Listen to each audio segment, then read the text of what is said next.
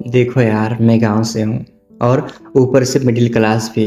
मैं तुम्हें औरों के जैसे रानी बनाकर नहीं रख पाऊंगा, लेकिन मैं अपनी तरफ से तुम्हें खुश रखने की पूरी कोशिश करूंगा।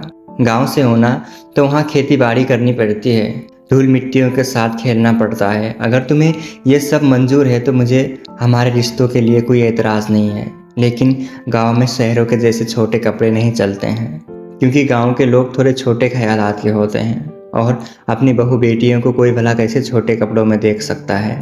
तो तुम्हें थोड़ी सी अपने कपड़ों में भी चेंजेस लाने होंगे यार। शादी के बाद जिम्मेदारियां बढ़ जाएंगी, घर परिवार के काम काज होंगे। शायद जिम्मेदारियों की वजह से मैं तुम्हें समय न दे पाऊँ, तो तुम उदास मत होना कभी। मिडिल क्लास घर के बेटों में थोड़ी सी ज़्यादा ही जिम्मेदारियां होती हैं और उन जिम्मेदारियों में माँ बाप का आस होता है और माँ बाप सोचते हैं कि आगे चलकर मेरा बेटा कुछ करेगा।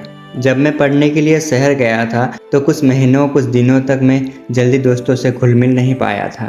तो तुम्हें भी गांव में आकर थोड़े एडजस्ट करना पड़ेगा, क्योंकि शहरों के जैसे गांव में 24 घंटे बिजली नहीं होती है और तुम्हारे घर के जैसा मेरे घर में ठंडी लगने पर हीटर और गर्मी लगने पर एसी नहीं है। बस कुछ महीने कुछ दिन रहोगे तो तुम्हें भी आदत सी हो जाएगी गांव में रहने की, जैसे मुझे हुआ है। वो गांव के ताज़े हवाएं, वो सुबह सुबह पंछियों की आवाज़ें, वो हरियाली।